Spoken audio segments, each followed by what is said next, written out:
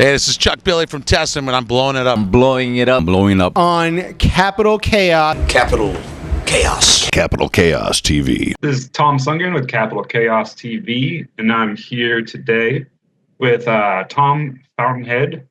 And yeah, we are going to be talking about his brand new project, huge band that's kind of been going on for a while now and fruition, and finally getting to see it come out with the singles and album coming out in April. What's the exact date in April? The 25th of April. 25th of April on Season of Mist. And yeah, we'll be talking about his new band, Changeling. Am I pronouncing that right? Yeah. Okay, just making sure. And yeah, we'll be talking about that in depth, and yeah, just getting to know you more.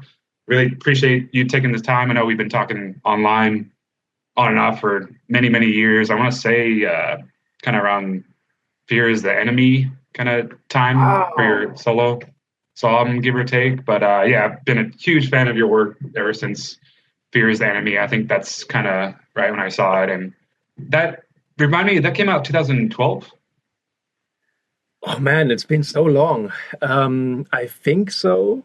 Okay, because I was checking on because I was checking on Bandcamp, and like I think some of them, I don't know, might have got taken down, and then like Apple Music says like 2014, but I also remember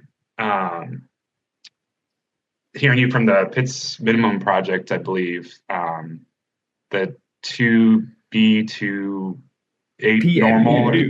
Yeah, was that before Fear is the Enemy? If you remind me. No. So the timeline would be Fear is the Enemy being my solo debut. And then Reverse Engineering is solo album number 2. And then Pits Minimum Project 1 would be right in between those, and Pits Minimum Project 2 would be slightly afterwards. Okay, that's right. But then here is where it gets complicated. But then both of these projects came out after the Obscura Aquasis album came out, even though they were done before that. Okay, so that's right. But yeah, okay. Dude, that's cool that you brought up Fear is the Enemy. It's been such a long time. Oh yeah, and like Fear is the Enemy, like. Oh, I'm sorry. Go ahead. No, just want to say that Jimmy Pitts and we just talked about the fact that Pits Minimum Project 2 has its 10-year anniversary this year. Oh, wow. It really snuck up on us. Yeah. Jeez. But yeah, I remember just hearing Fear is the Enemy, just so diverse, and like it's like jazz fusion, it's metal, it's little tech here and there for sure. And then, yeah, it's just jazzy, like almost like world music sprinkled in there too. And yeah, it was just really eye-opening for me at the time, and I kind of revisited recently. I was like, man, I forget how awesome that is. Isn't Lele? That's so awesome. Thank you, man. Yeah, isn't that Lele Gruber? He's on like 2 tracks or something like that. Yeah. Oh, it's been so long ago. So he's definitely on I Do and I Will, the song of Fear is the Enemy. I don't think he's on Reverse Engineering though. No, I don't think so. Oh, okay. It's kind of hard to tell from today's point of view because we've done so many things together. But he's definitely on I Do and I Will, which is the longest song of Fear is the Enemy. And that was, I think, the first time that we worked together. Awesome. Yeah. Awesome. And then, yeah, but like, yeah, once your work came out with Aquasis, that's when I was like completely blown away. Like it just fits so perfect with Obscura's music, and I think your work on there makes the album, like solos to leads to all the writing you did, like the huge monstrous 18-minute track Wet Sile is just super impressive. And I remember first hearing that, how much of a journey it is, and still it's a journey to listen to it to this day. And like it's just such a huge album, and that's when I was just completely blown away by your lead work. I was just like, is this even human? Is this even like someone actually playing? And then I see the playthrough videos you did, and the awesome like kind of tutorial stuff that you were doing on your page and kind of showing that stuff, and that little music video where you're like kind of on a building or something like that, I want to say, and you're like doing a playthrough of it. That was really awesome. Building? Excuse me, I'm playing on a skyscraper. Oh, okay. Well, yeah, it's a tall building. Let's put it like that. But yeah, like, been super impressed from your work ever since, and it's just like, yeah, like you, Guthrie Govan, Jason Becker, to me is like some of the most amazing guitarists out there. But just wanted to get that out of the way. But yeah, well, we came here today to talk about Changeling, new project, new band, everything. Let you stop with flattery, because now you're making me blush. Thank you so much, man. I really, really appreciate that. Of course, man. My pleasure. But yeah, can you take us back to the conception of Changeling? Like, what was just the first initial thought in your head? Was it a certain day that you were inspired to write this specific sound for this project? Or like, take us back to like where the thought came for this whole thing. Right. So,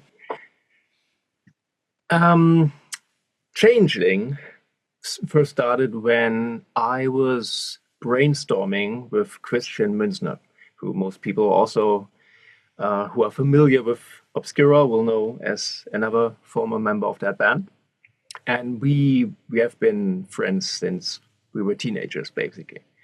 And so we talked about doing something together, because we played together, we've done some stuff together in the past, but we've never wrote music together. So the idea was to write a project together. And since we both, how do I say this, politically sensible, we weren't given access to the material that each of us had written and performed with Obscura. Let's put it like that. And we wanted to change that and perform that music for people and write in that style again. That style being, technical, that specific brand of technical death metal. Yeah. And we wanted to reclaim that heritage, basically, because we felt that we couldn't at that time. And then we started writing together. And long story short, it didn't really work out. And Christian went back to Obscura. And I continued to write for the project on my own. So he took the songs that he had written, which became, I think Solaris was one of the songs that ended up on the Obscura album that he wrote after that. Oh, okay. And I continued to work on the project as my next solo album, basically.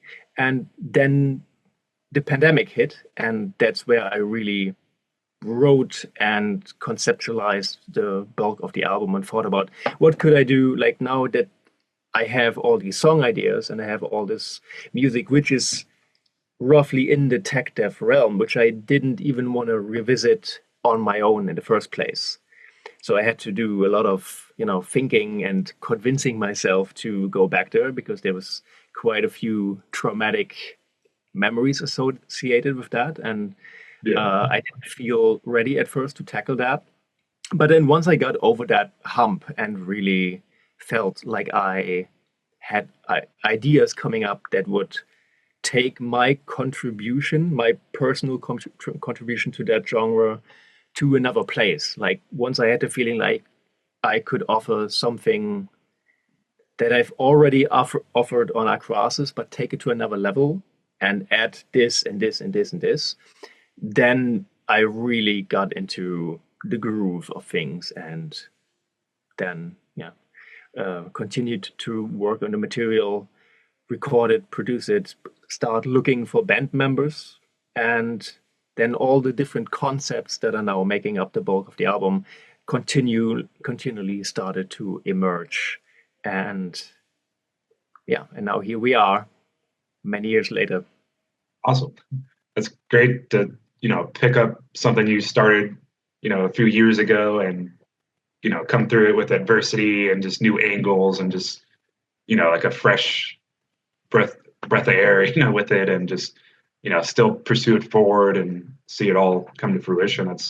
It's hard sometimes when, you might have like a song or two, and then whether it be a member, whether it be just personal things for yourself or inspiration, it could come and go, but when it finally gets the ball rolling again, it's kind of hard to stop you then. You know what I mean?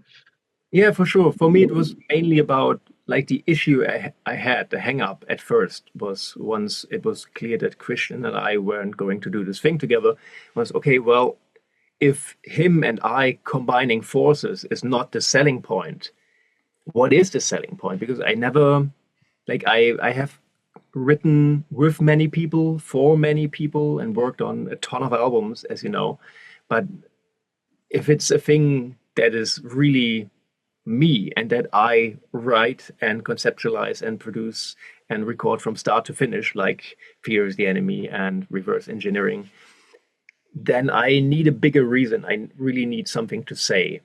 That's just, it's not, it doesn't go that deep as in, I need this grand thing or something that changes the world of music. It's not that deep. It's just that I find myself at my best when I have a bigger framework to write in, like a bigger idea and a concept and something that I can really pursue artistically that just gives me that excitement of doing something that I think will be of value to the greater music world. And, you can make of that what you will, but that's how I work when I do a solo album, which has now become Changeling, the band. But that was the thing I had to find, and that was basically happening over the course of a year, around 2021, I would say, 22, to really find that and fine-tune it. Oh, okay. Awesome. That's killer. And then what is the concepts and stuff? What does the band name Changeling mean to you? And first of all, I also want to say the album cover is super killer. I'm still trying to take in everything that's going on in there, all the little symbolisms and artworks and stuff like that. Sorry, real quick side note. Who did the artwork for that too? Aaron Pinto, who is a phenomenal graphic artist from India, and who's the drummer in the band Gutslit. He did the artwork. And okay. I was on tour with Gutslit. Like they and we shared a tour of India together in 2023. And wow. And just hung out, had a really good time. It was a really awesome tour, and got to know him, got to know his artworks, because he also does all the artworks for his own band and t-shirt designs, everything. So I asked him if he would be interested in contributing a t-shirt design. And he did, and it was so awesome that I basically scratched the existing album cover that we had and made this the album cover. But, see, it was just undeniable. Like, when he sent me that in an email, I was like, yeah. What can I say? Like, this is the album cover. Awesome. So, yeah. And then, quick side note, Niklas Sundin, who is known to most people as the former guitar player of Dark Tranquillity, who is a phenomenal graphic artist and illustrator. He did the layout. I don't know if you've seen that, if you have the CD or the digital version, but he did all the layout stuff and everything that goes on inside of the album sleeve. Oh, nice. Yeah, I'm not sure if I've seen that digitally yet. From what I got from Will from Season of Mist, but yeah, I'll have to double check. But definitely got my pre-order in, so awesome. I'll be seeing it. And once you see it, you're gonna love it, because it's I'm not gonna spoiler it, but there's some really cool ideas going on with what he's done with the different combinations of the four of us coming together in kind of like a hybrid form. That's all I'm gonna say. It's really cool. Sweet, awesome. And then I'm sorry, Changeling, what does that mean to you? So sorry if I keep answering in like roundabout ways. Oh, no worries. So it was supposed to be a solo album, and I didn't really have a title for a long time. Then it became the album Changeling. That was the album title. And then once I signed it to Season of Mist, they were the ones really convincing me to marketed together as a not solo album but a band album, which it kind of is anyway, because there's the core band of the four of us on all tracks, and it is a very band album the way that I conceptualized it anyway. It's just we never thought of it as being a band, as in, a band where there's four members, because it was written by me, conceptualized by me, produced by me, recorded by me, blah, blah, blah, blah, blah.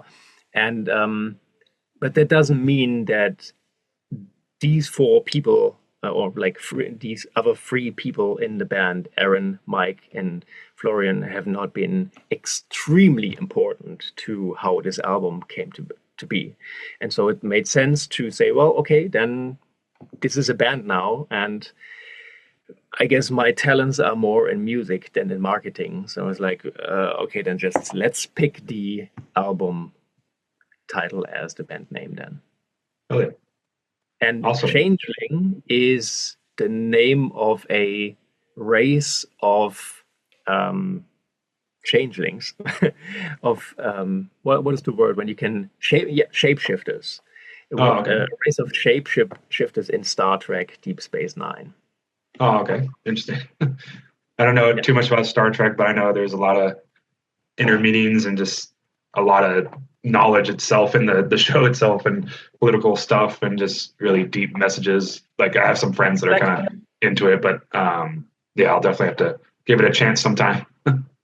Oh, you should. Like, to me, Star Trek: The Next Generation is the best TV series of all time. And yeah, I rewatched it recently, like the whole thing. And I watched it as a kid, as a teenager, and now, as a fucking old dude. And it still holds up in every single element, and it's fantastic. Interesting, yeah. This might sound super random, but as a kid, I would always watch Reading Rainbow. And when I saw LeVar Burton, like, I didn't know, because I was just young as hell. I was like, wait, he's in Star Trek? Like when I was like growing up later on, I was like, what? So it just tripped me out. But and he shall forever remain Geordie LaForge. This is character and then stuff. Going back to like the three other members of Changeling, like, would you be able to talk briefly, like, what made you choose each musician, like whether it be a past relationship or anything like that?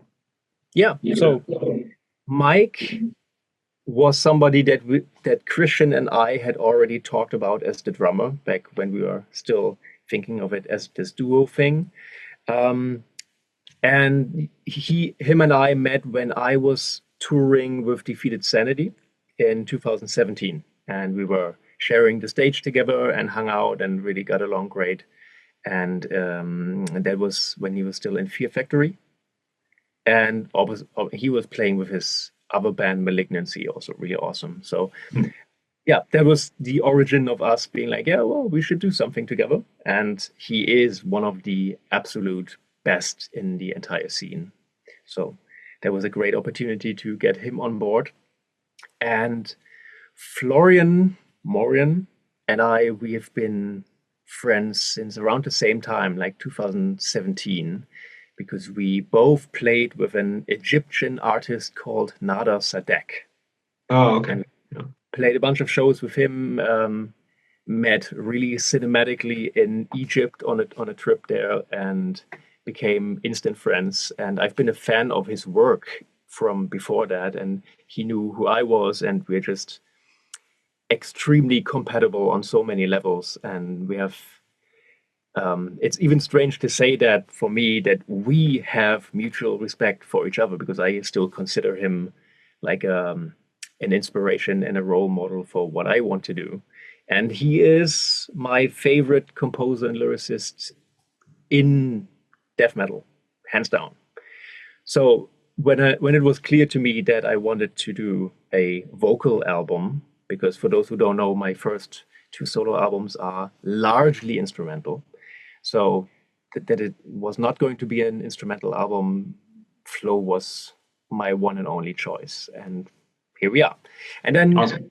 The bass player thing was a little bit more of a question mark, because I had somebody else in mind at first, who I had also been on tour with, and it was, you know how things go in the music world. Like, people don't hire you based on your reputation; they hire you based on your personal experiences with them. If you've been on tour with them, if you know how they are as people, that's the most important thing. That's true. And so I thought of somebody else originally who I have had that experience with, and it didn't work out. He wasn't available.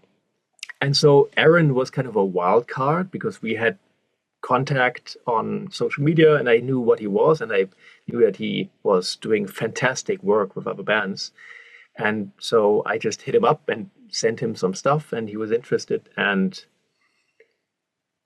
it was one of the best decisions I've ever made musically, because we clicked so well, and the work that he's done on this album, I mean, he's always fantastic, but I can tell you that what he's done on this album is just going to blow people away. He has this phenomenal ability to, besides being like an extremely cool person and super, super awesome to work with, he has this phenomenal ability to play very complicated things. Like, every single thing I threw at him and wrote out for him, he played. Like, there was not a single instance where he was like, I don't think this is going to work. He just did it all. Yeah. But not only did he play it, but he made it sound effortless and in the pocket and just relaxed, even when it really wasn't, in every instance. And because Mike tends to be very involved, like, his drumming is just a lot. Yeah. Having Arran in there making everything sound relaxed and even like kind of, whatever, no big deal. Like, those two feels together are responsible for a lot of the sound of the album. Yeah. Like, you've heard Abyss, like people have heard Abyss by the time we record this interview, and probably they wouldn't assume that the bass parts in there are so hardcore, difficult, and technical. But if they hear the isolated stems, they're going to be like, what? Because the stuff that Aaron's playing there is just insane. Yeah, so, I agree. Yeah, those are the three other horsemen of the note apocalypse. Nice. Yeah, I definitely agree. Like, I know of his playing from, Virvum and the Vipassi or whatever. I'm probably pronouncing that wrong.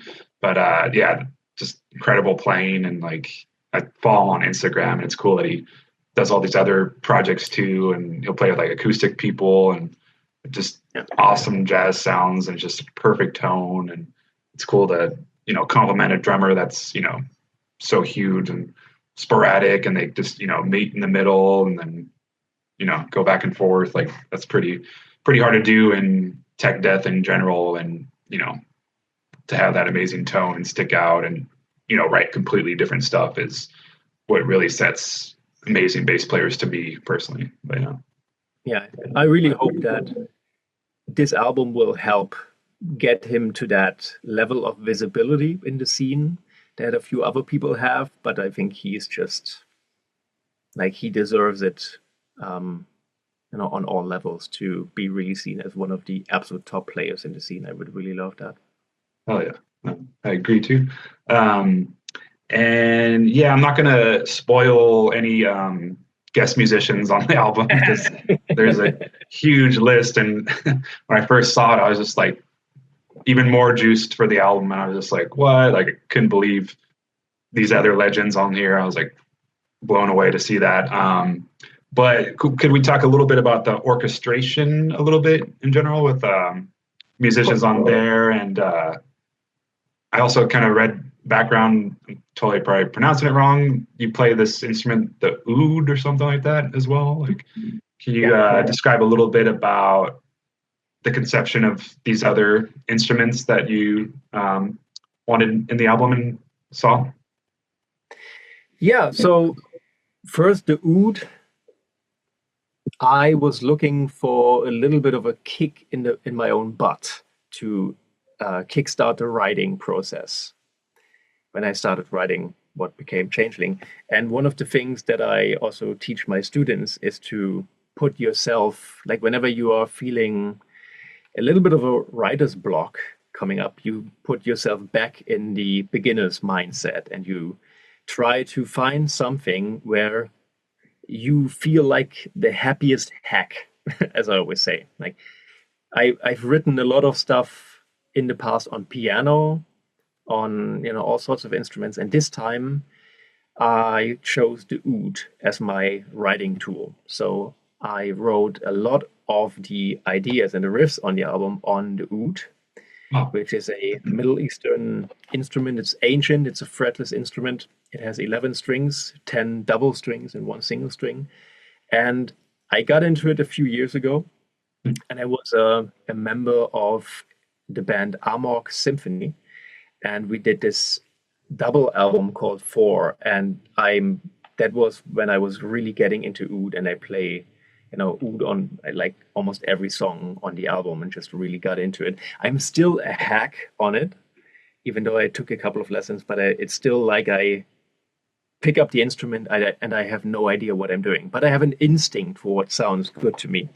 And so just messing around with it, I compiled a little library of ideas that then later on I could draw on when it came to compiling the songs for Changeling. And so there's a bunch of oud parts still on the album, but a lot of the guitar parts were originally written on oud and then brought to the guitar. Wow. Yeah. Nice.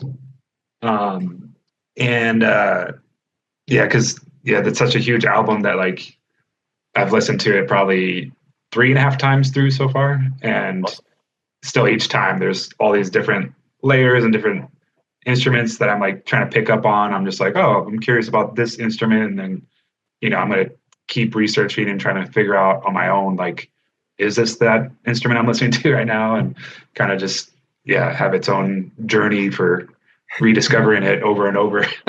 And then it's going to be like that for a long time. Well, I'm still, I hope so. I made it through this. Yeah. But there's also a lot of that's kind of like my little plaything. I really like to, even with fretted guitar and fretless guitar, like I really like to kind of blur the boundaries between the two and play a part on fretless that you wouldn't think is fretless, and the other way around. And the same with the other instruments that I play, that I try to kind of make them part of a greater whole where you don't necessarily know which one is which. I think that's just a cool thing to play around with and to come up with interesting parts and arrangements.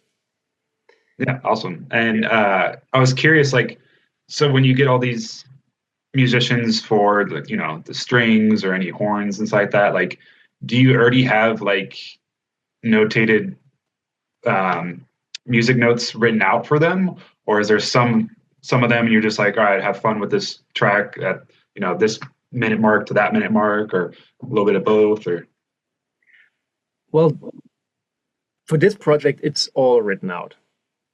So, but let me talk about the orchestration just a little bit, because you were also asking that, and as usual I get sidetracked by the question and then ramble on. So one of the main concepts for this album that I had was that I wanted to have the same core band of 4 people on all of the music, but then the orchestration, the type of orchestration, like the colors of sound to use, like the instrument groups and the compositional methods, would be different from song to song. So to give each of the songs a different flavor and a different vibe in terms of that. And so every song has a different form of orchestration now. And for example, the actual opening track, there's an intro, but then the opening track, Instant Results, has like these microtonal keyboards in it that are slightly detuned and flicker and plucker and do all sorts of stuff. Yeah. And then the song after that, Falling in Circles, has a string section. And then the song after that has an ensemble of Wagnerian tubes, which is really cool. It's like this instrument that Richard Wagner invented for his work. And it's just a very rare sound that you don't find, just like You don't just stumble upon that, and it's Yeah. like a really interesting, unique color sound that we use in that one. And then we have, lots of percussion, Middle Eastern percussion, and choir, like male, female mixed choir on the title track. And then we have Abyss, where it's the microtonal female choir that's inspired by the classical composer Giorgio Ligeti. And that's directly inspired by this piece by Ligeti that everybody will know from the movie 2001 Space Odyssey, because it's featured really heavily in that movie. And so that's that makes the orchestration in Abyss. And then by the time we get to Abdication, then it's a full orchestra, like a symphony orchestra, basically, with horns and woodwinds and flutes and blah, blah, blah, blah, everything. And as we say, Stabspiele, so piano, celesta, and vibraphone plays a big role. And then the concept was that we have all these different types of orchestration, and then in the final track, which is called Anathema, the sequel to Weltseele, basically, then all these different forms of orchestration and ideas come together for the first time. So you get glimpses and pieces of it throughout the album, and then by the end, it just everything happening at once. Yeah. Wow.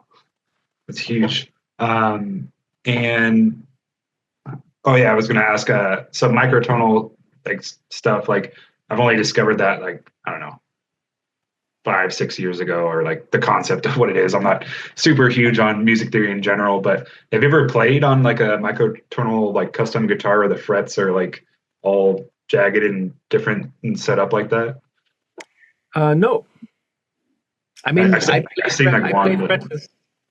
Yeah, I was just gonna say I've seen one on YouTube one time, and I was just like, the stuff they were playing, I was like, dude, it sounds like they are playing just like Gorgut stuff. like it's sick as hell, but like it makes me wonder if they even like, or listen to that stuff, because it could be Egyptian, it could be this whole different genre, and they, that's just what they're used to playing, whether it be a certain country they're in or just what they like. But when I first saw that guitar, I was just like, wow, that could definitely open up some different songwriting if someone's tired of just doing a pentatonic blues scale or something like that. Just get on that guitar and try to figure out some other stuff. But. Yeah, microtonal music is an interest of mine that I've had for a long time, but there's different ways of going about it and different schools of thought.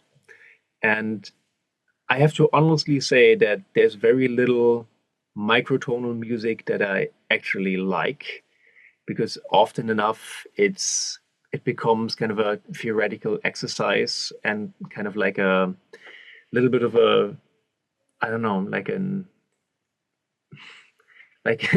knee-jerk thing. Like, look at how progressive this is, instead of music that really moves you and that has, an emotional resonance with you. For example, there's this extremely awesome band from Portland, Oregon called the Mercury Tree. That's microtonal music done right. I'm a huge fan of that band. And they play in tuning systems that are including more notes than our normal Western tuning system does. And so it is rich in dissonance and just little things that you wouldn't hear in normal pop and rock music. Yeah. But it's also just really fucking great songwritings and song ideas. So it's not an end in itself. It just becomes a tool to write interesting stuff. And that is what I also try to do. And I have not really had access to microtonal instruments that way, which I fortunately don't necessarily need, because I have the fretless instruments. But there's different ways that I try to incorporate microtonal music. And Abyss, the song, which was the first single that came out yesterday, that is, to my knowledge, the first death metal song where the whole music modulates up and down a quarter note, a quarter tone. So it is actually microtonal music in that way. Interesting. Nice. And then for like the lyrical concepts, can you talk briefly about that for the album as well? Yeah, so fortunately for everybody, I didn't write the lyrics, so Florian did. Oh, okay. And that was a pivotal moment to have Florian, like my favorite lyricist in the genre, deliver what he does best for this album. Was just really amazing to see. And there's a very slightly loose lyrical concept together with the music. So this is going to sound extremely pretentious, but it is what it is. So here we go. So the music goes from the past to the future in a way. So that's the other concept. We start out in music that pays tribute to the past of the metal genre, and there's all these reference points to the things that I've done in technical death metal and extreme metal, and references to the things that my favorite, my inspirations, my favorite artists in that genre have done. This is why also we have the guest musicians too, because they play in 3 different bands that have influenced me the most in that specific style, And so that's the start of the album. And then by the time we go to Changeling and Abyss in the second chapter, it is still very much technical death metal, but there's these new ideas and new ways of composing that are not necessarily part of the genre yet that come in, but it's still very rooted in the style. And then by the second to last and the last song, it goes into uncharted territory, and it really tries to do something new with the genre and go into unexpected places that according to me could potentially be the future of the genre. So that's the musical arc, and then along that arc, the lyrics are very loosely painting the picture of a psychedelic trip into, it's kind of like a first-person journey. And so we start with the intro, with the substance basically taking a hold and just doing its thing. And then we have the different stages of the trip along the musical journey, like instant results, which is like euphoria and basically delusions of grandeur. And then in Falling in Circles, like we have these physical effects that take hold, and just everything kind of blurring and warbling, and reality kind of bending out of shape. And then we have, different stages of that trip getting deeper and darker and more dangerous. And by the time we get to Abyss, the person in the lyrics, the narrator or the protagonist, as you will, is basically diving deep to the deepest, darkest corner of his subconscious mind, where time and space stand still and there's just nothingness, but not like a happy stillness, but it's like an oppressive, the heaviest oppressing force, like at the bottom of the ocean, but at the bottom of a psychic ocean, if you will. And then there's more of a come up through application, as far as I see it, where at the end of the trip, some of the old concepts and ideas are done away with and recognized as not serving the protagonist anymore. Mm-hmm. And then at the end with Anathema, it's basically coming up back to reality, and it's Florian's manifesto of how he sees things. Like at the end of the trip, he has a clarity, and he's basically just writing down his ideas, his thoughts about how things work and how he sees things and what he values. And it's quite beautiful. Oh yeah, sounds like a whole journey in itself, and kind of comes out of it with a new thought process. And Yeah, you could say that. And there's also some anti-Christian stuff in there that's very much Florian, because he grew up in Bavaria, like surrounded by religious propaganda, and so it's also, I think, a little bit of a cathartic moment for him to really get that out and say, I don't need that. This is not what I'm about. Nice, awesome. So definitely mind trip, and I can't wait to follow along with the music. And yeah, because I do agree, like that last track is the biggest one, and just I think it's like each track has its own fresh sounds to me personally, but I think the last track, I do see it developing into this huge creature, this different sound altogether. So I definitely see that conceptually too. That's awesome. And not to go too much on a side note, but going kind of back to like microtonal stuff, giving different sounds than maybe like people that listen to just like straightforward death metal isn't used to, and kind of taking this genre, progressive death metal, tech death, and having even new sounds and pushing the genre even further. Like, I definitely agree, like with Changeling's like one of the bands that kind of does this, and for me, and Disentomb to me personally, or Ulcerates. I don't know if you heard Ulcerates' last album, but like to me, it's such like a awesome chemistry, or just it's a such awesome like writing style where they're like in key for like maybe 80% of a riff or whatever, and then just slightly going out of key into dissonance, but back into key while remaining super melodic. Because like to me,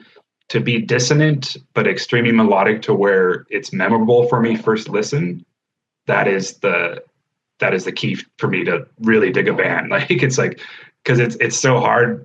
Like, there's so many bands to listen to these days. It's like if you're working 50 plus hours a week with a day job or something like that, it's hard to listen to all these bands. But if I'm checking out a band within the first listen, I'll give it 2 listens most of the time. But if someone sticks to my ear right away, like that's pretty rare, and especially in this genre. So when it does stick to my ear, I'm like, all right, this is something to me profound, and it's just pushing the genre even more. And I just feel like that average listener, maybe they listen to metal or they don't listen to metal, like I think they would still be interested in checking this out themselves.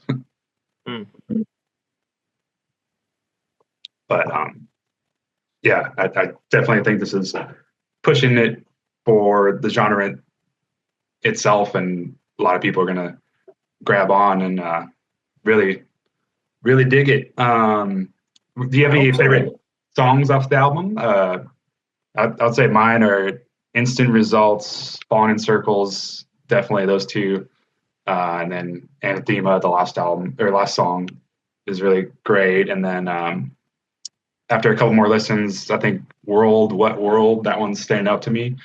And then Abdication, I really loved Florian's clean vocals. Like, that's the thing too with the album, like his melodies for his clean vocals are just like so unique, and it's just like within like 10 seconds of his voice there was like 5 or 6 different melodies within there as an example. And it's just like, that's another concept for me, is like to come back to these songs, and the melodies are just going to be even more addicting to me.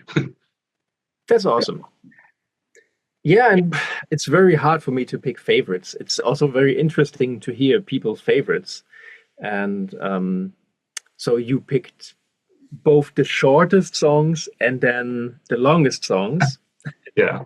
And I think I would right now, just off the top of my head, I would gravitate to the middle of the album, where my favorites would be the title track and Abyss. But more specifically because I think that what I was trying to do on those 2 specific songs, I got as close as possible to what I had in my head. And so I'm very happy with how those turn out. And I'm also very happy with all the rest of the album, but I think that's like 1% closer in my head to that idealized version of the songs that I originally had. So that's why. Oh, yeah.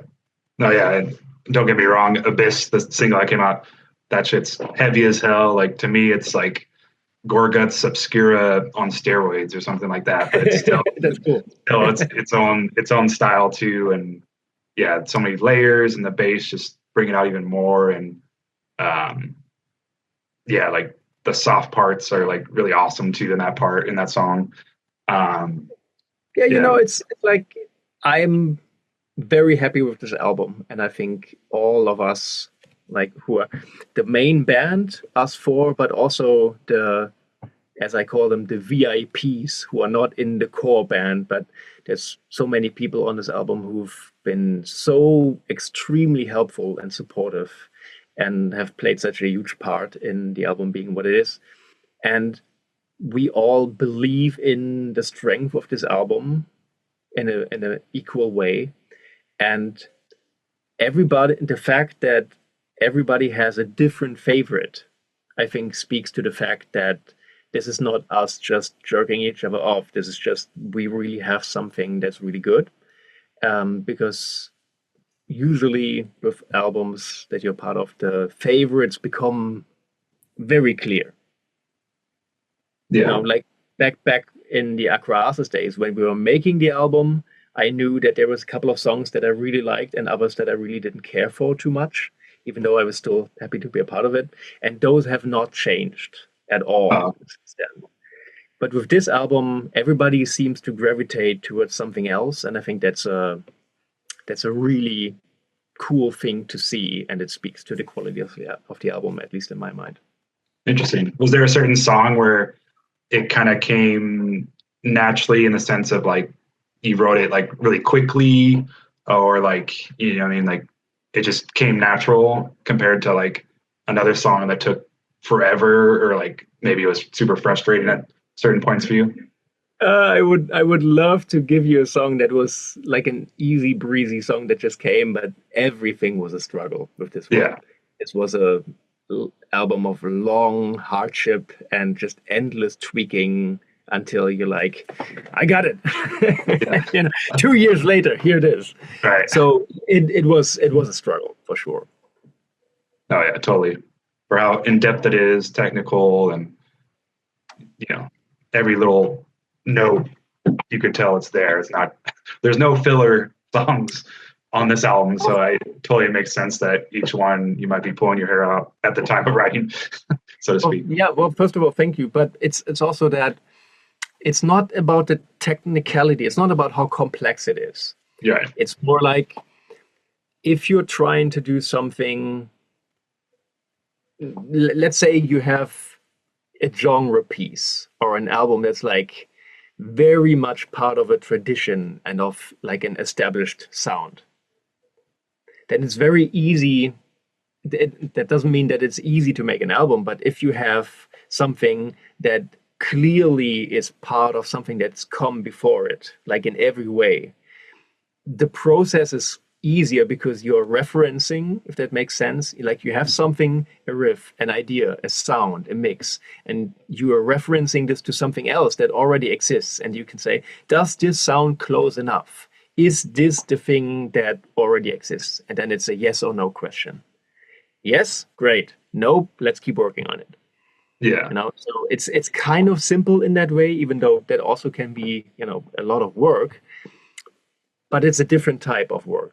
And if you're doing something like Changeling, where you are trying to build something that hasn't existed before in a lot of different ways, with the orchestration, the compositional processes, the types of song structures, even down to the mix. Like I was trying to do something very specific that existed in here, but not outside in the world yet. And that then becomes really difficult because you don't have a reference point, and you kind of only are finished when it really is done, like when the reality of what you've built starts to match up with the idea that you had in your head a long time. Yeah. And to get there is really difficult and painful because you have to convince people of certain things. You can't really explain certain things to other people by pulling out an album saying like this, because it's about a different way of working, and that can be very frustrating. But also when you get there, it's the best. And I think that's also why Florian and I really needed to work together at some point, because he understands that like nobody else, because that's exactly what he does as well. Yeah, and the sound quality of the album is super good too. I forgot to check out, but did you do the mixing and mastering, or did you have someone else? I did the mix, and then for the final master, a friend of mine here in Berlin, who's an extremely talented engineer and mixing engineer, helped me with the final master of the album. His name is Leon Schmidt, and he's gonna go places. But the sound of the album, the mix, I did all of that. Nice. And you've done that guy for a while. You've already had a rapport with them and stuff like that for the mixing. What do you mean exactly, Leon? Sorry, you've known him for a while that did the mastering and everything? Yeah, I've known him for a while, and I was going to do the mastering as well, like I usually do when I work with other artists. I do mixing and mastering, unless they specifically have somebody else for mastering, which is also fine. And I was going to do the mastering to begin with, but then the mixing of the album took almost 2 months of like everyday work. And by the end of it, I was having cabin fever. I was just done. I just couldn't do it anymore. And I didn't have the energy anymore. My health was failing. I was just going insane. It was just too much. And so I called him up and said, hey, can you help me make these last few steps? Because I don't think I can do them anymore. If I continue on my own, I'll miss the next deadline. And it's not going to get better because I can't keep making objective decisions. Yeah. And so he stepped up and he helped me, and we got through it. And I think I would have, the mastering is basically sounding like I would have done it, which is the greatest compliment I can give him, that he was really empathic to what I was trying to do. Yeah. And he nailed it. And I was really fortunate that he took those steps off me. Yeah. Yeah, it sounds like it means everything in those moments. Like for someone, you trust to do it, and then it's a fresh set of ears at first, and they instantly just know what you want and all that. Because like I've never been in, I've only like recorded demos myself, but like I've never been in a professional studio area, and it's always like in my thought, like other than, oh, I know he worked on this one album, this and that. That's the only what I would have in my back of my mind to work with someone. But if it's like someone brand new, I feel like it would be kind of, for me, like kind of daunting. Like, all right, I'm trusting, this exact sound I'm going for. But that's awesome that, you guys have background together, and he was able to, help you go through it and, get that exact sound that you always wanted. Yeah, for sure. It's like, I totally get what you're saying from your perspective, but it's also, it kind of goes back to what we were talking about earlier, that if you're searching for band members, you're not gonna study a list of who is the best bass player in the scene. Like you're gonna go for people that you know, because what the fans and the listeners see is often just a tiny piece of the puzzle, because it's the performance. But what leads to the performance and to what is on these albums is personality, and how you are as a person, how you conduct yourself, how you interact, how you can hang or not hang, how you react under stress, how this is like a personal thing, but I've come to judge people more and more as I get older by how are you when the cameras are off? Like, how are you to the people who you're responsible for, and the people who can't do anything for you. Like if you meet a homeless guy on the street, are you going to treat him with respect, or are you going to be an asshole because nobody's looking? And so there's a lot of different parts that go into making somebody a musician that you want to work with. Yeah. Technical skill is just one of those elements. And so when I call up somebody like Leon, I've come to know him as somebody that I can trust. Yeah. And then the fact that he's an audio genius, yeah, it's basically it's a plus. secondary. Yeah. Yeah.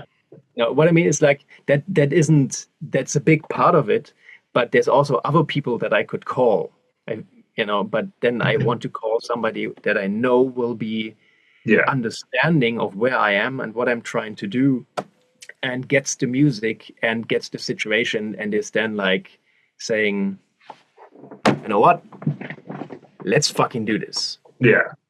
It's like those are all really important things that have to come together.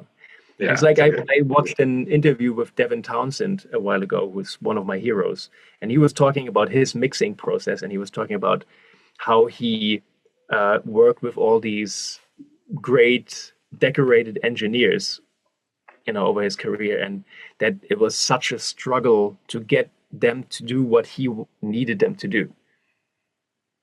And I could really relate for that as somebody who's been, mixing, mastering his own music for the past 20 years. There's so many people who are better at certain skills, but different projects and different musical situations require something very specific.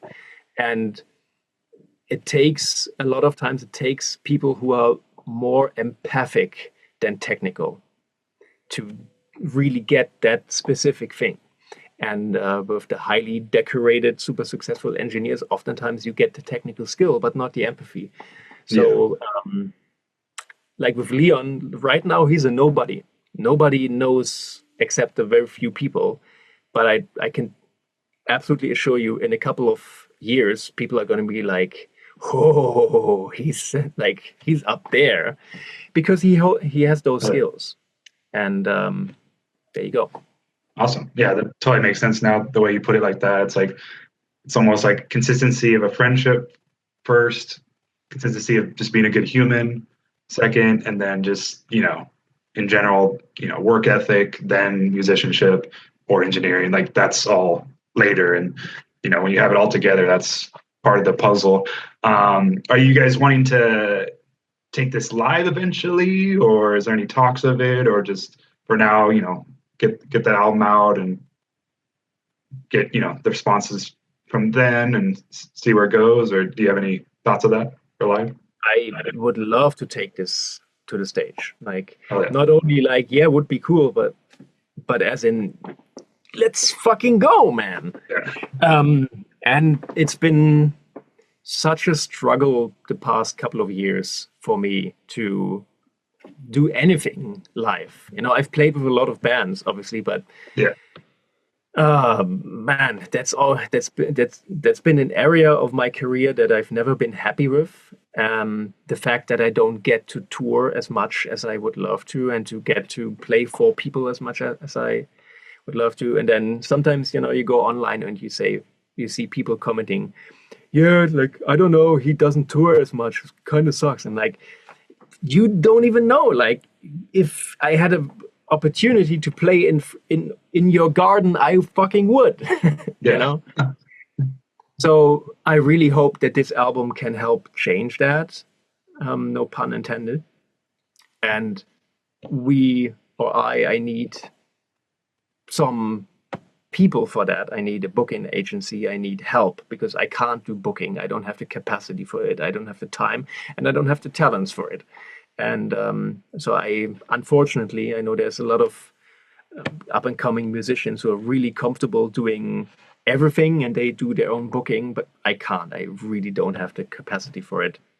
And once we get that kind of help, I hope it gets more realistic, because everybody's pumped. We love the album. We want to play for it. It is possible to play. I have all this 20 years of backstory of music that I want to play. And now I basically have two bands, to play that. I have Changeling, and I also started my own trio to play live last year. So the Fountainhead trio, basically playing all the older stuff. Oh yeah, The only thing that's missing is all of you out there getting me and getting us to somewhere to play. And if that happens, we want to play everywhere. Hell yeah. I could totally see this going live, and that'd be so killer. And I could totally see you guys on some amazing bills out there. And yeah, I just think it's so awesome. You guys are on Season of Mist, and it's a great label. They have so much variety of metal on there. So it's awesome that they're, helping you guys get this out and see even more people discover this awesome music. But yeah, that's awesome, man. Anything out there you want to say to the viewers or just the fans in general for this project at all? Any last words? Well, first of all, a huge thank you must go out to the people who've been supporting me and in my little niche for so long. And that's the first thing. And then just everybody, thank you to everybody who's checked out Abyss so far. That came out yesterday by the time we have this interview.